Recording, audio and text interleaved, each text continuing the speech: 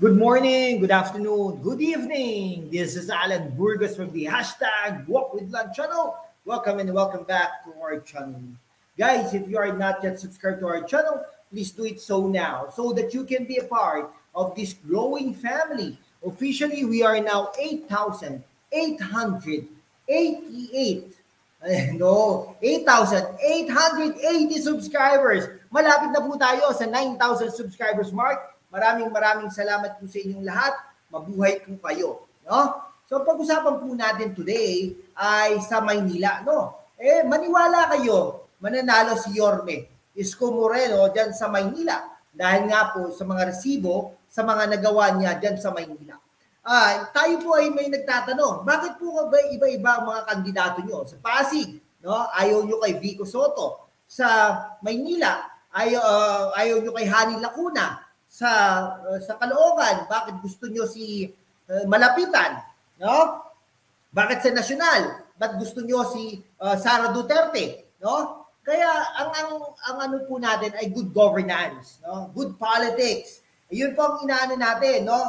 Good governance, transparency, pero at the same time, kung magaling kang leader, you acknowledge yung mga ginawa ng iyong mga predecessors, no? At saka mini-maintain mo 'yon, ina-acknowledge mo sila, no? Yun po ang good politics, no? Huwag na tayo yung mga traditional politicians na pag ikaw ay nakaupo na, okay, pababayaan mo yung mga itinayo ng mga predecessors mo, no? At pagkatapos noon ay magpapatayo ka ng ibang gusali, sasabihin mo ay programa mo 'yon, utak mo 'yon at iyong legasiya 'yon, no? Tapos na po tayo diyan. Okay? So sana po gumising ang mga taga-Pasig. Gumising po ang mga tao, no? Kaya po ayaw natin kay Lacuna dahil po ganon, no? Parang ang playbook ni Lacuna ay parang kay Soto, Vico Soto, no? Unti-unti pong sisirain yung mga ginawa, no, ng kanyang predecessor until such time na nawala na yon, nakalimutan na yun ng mga tao, no? At pagkatapos noon, sasabihin ay sa kanya na yon, no? Pulisiya na niya yon, legacy na niya yon, no? Buti napansin niyan ito ni Yorme Isko Moreno. Talaga namang dumilim ang Maynila, no? Ako, ito, binabash tayo ng mga taga-Pasig, no? Hayaan mo lang yung mga yan, no? At least, unti-unti na, kahit isa, dalawa, tatlo, 1,000 na taga-Pasig, no? Na talaga unti-unti na nagigising at kinakasuhan. Ito si Vico Soto, no? Itong Rappler na ito, nag-i-interview pa, no? Talagang, parang they want Vico Soto as a hero, no? Pero hindi po ganon. Diyan sa Maynila, mananalo po yan. Maniwala po kayo, mananalo po yan si Yorme Isko Moreno. Kahit na po hati-hati na ang Maynila. Dahil marami rin pong kandidato pala. No? Hindi lang po si Mayora Hani Lacuna. No? Simula na magdeklara ang dating Yorme, Mayor, Isko Moreno Dumagoso na tatakbo bilang alkalde sa darating na May midterm, elections 2025, nahati na raw ang Maynila. Totoo naman, di ba? Totoo naman, pero kukunti lang ang mahahati dyan. Dati, matatandaan natin, na itong dalawang ito, Hani Lacuna at Yorme Isko Moreno, ay dating magkakampiyan, no? Nung bago pa man maupo sa pwesto, ang kasalukuyang alkalde. Sa tingin ko nga, nanalo lang ito, naging alkalde lang ito, dahil kay Yorme Isko Moreno, no? Magkasama ito sa partido Ascenso Manileño, dati sina Moreno at Pangan bago pa tumakbo sa mas pampanguluhan si Moreno. Okay? Kasama dyan si Chua. Si Chua po ay majority floor leader ng konseho in the past. Pero tingnan mo, no? Gaano niya putek sugsugin, no? Si Yorme Isko Moreno. Naging congressman ka ba kung hindi kay Yorme Isko Moreno? Diyan po tayo na dahil po sa national, di ba? Sa national din. Tayo, binoto natin ito, si Bongbong Marcos, no? Inano natin yan, kinampanya natin yan. Libo-libo ang ating na-convert na mga tao na bumoto kay Bongbong Marcos. Yan po ang katotohanan dyan. Kaya lang po, hindi naman tayo humihingi ng posisyon, di po ba? Pero ang atin lang, dapat po hindi ini-erase ang Duterte legacy. Nakuha niyo po ba? Diyan sa Pasig, dapat hindi ini-erase ang Eusebio legacy. No? Diyan sa Maynila, hindi po ini-erase ang Isko Moreno legacy. No? Diyan sa Caloocan, pag naupo yan si Trillanes, sigurado buburahin niya ang Malapitan legacy. Nakuha niyo po ba? Ganun po yun. Okay? Tapos na po tayo sa mga ganung pamumulitika. Okay? Ito, akala nga po natin ay sadyang tunay ang Vico Sotto. Kasi nag-ano siya, parang parehas din po ng ating ina-advocate. No? Transparency, good governance. Ayan po ang akala natin. Pero hindi po pala. No? Hindi po pala. Okay? Nako talaga, hindi po talaga good governance at transparency ang ina-advocate. Okay? Kasi kung mangyayari po yun, bakit po ganoon? No?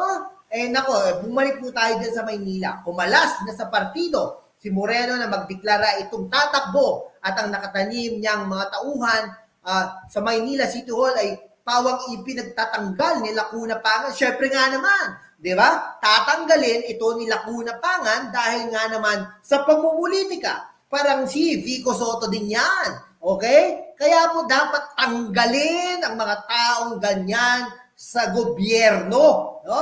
Dapat hindi po tanggalin ng mga extraordinary means, pero ito ay tanggalin sa tamang pamamaraan at kung bibigyan tayo ng pagkakataon, huwag na natin i-elect itong mga ito. Noon kasi dahil magkasama sa partido at ang pagtitinginan ay para magkapatid. Pero sa politika, walang magkapatid dyan. Dahil si Yorme Isko ay alaga ng namayapang Danny Lacuna, ama ng kasulukuyang alkalde, ay ipinagkatiwala ng huli ang pangangasiwa ng ilang kumikitang kabuhayan sa mga tauhan ni Consi. Isko Moreno. Ang Manila Traffic and Parking Bureau at Department of Public Safety ay pawang hawak ng mga bata ni Yorme, maging ang mga sidewalk vendors, illegal gambling at traffic ay hawak rin ni Isko. Ang ibig sabihin, ang koleksyon sa mga ito ay hawak ng mga bata ng dating alkalde. Talaga ba?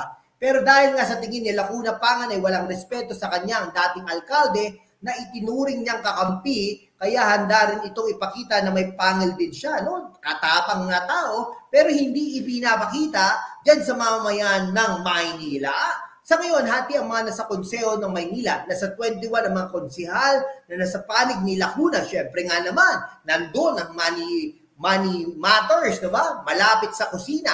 Panig Lacuna habang 17 ang nasa panig naman ni Isko Moreno. Pero siyempre, pagdating ng eleksyon yan, ay talaga namang papanig na kay Yorme Isko Moreno dahil maniwala ka, mananalo ito si Yorme Isko Moreno. 6 ang distrito ng Maynila at tanging ang District 1 ang nakuha ni Moreno, ang representative nito, dahil mula District 2 hanggang District 6 ay pawang nasa likod ni Mayora. Siyempre nga naman, what do you expect? No? Siyempre, aabante, at siyempre, magchuchuwalap, Alam niyo na kung sino yung mga congressman na yon. Okay? Yun, isa pa, meron pa isang congressman dyan na hindi masyadong kilala. Pero tingnan mo naman, makabanat kay Sara Duterte, kaya akala mo naman, perpekto ang kanilang mga distrito. Pero hanggang kailan, hindi kaya kapag naghain na ng kandidatura at nagsimula na ang eleksyon, ay bigla na lang magkakagulatan na hindi na pala kakampi ang mga inaasahang nasa likod nila. Tama yan, no? Maniwala ka, Yorme Isko Moreno, mananalo dyan sa Maynila. Pero syempre, iba po ang Pasig, no? Syempre, eto, baka makatatlong termino ito si Vico Sotto dahil alam mo naman, di ba? Alam mo naman ang mga taga-Pasig at mga Pilipino, minsan, sakit nila yan. Anak ng artista, anak ng Connie Reyes, anak ng Vic Sotto, no?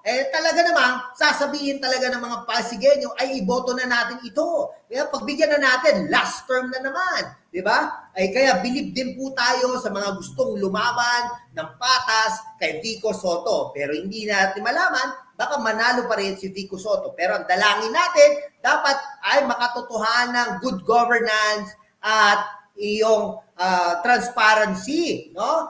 Sana i-prioritize. No? Biruin mo, magtatayo ka ng isang city hall na talagang from the very start, sinadya mo hindi ipagawa at i-maintain ang City Hall. No? Allegedly, kumbaga. So, mga residente ng Maynila ay hatiring nga ba para lang naman ang maingay sa bagay maging ang mga mamamahayag na nagko-cover sa Maynila ay hatirin. May nasa panig ni Lacuna at may panig rin ni Moreno. Kumakalawa nga pala, dumalaw si Yorme Isko Moreno sa Manila District, no? Manila Police District Press Office. Okay. Sige, hanggang dito na lang po mga kaibigan ko, ha? Maraming salamat po sa inyong lahat. Basta po tayo, #WalkWithLand ay nasa good governance at transparency tayo, pero yung makatotohanan lang. Okay? Sige po, hanggang dito na lang po mga kaibigan ko. Maraming salamat po sa inyong lahat. God bless po sa inyo.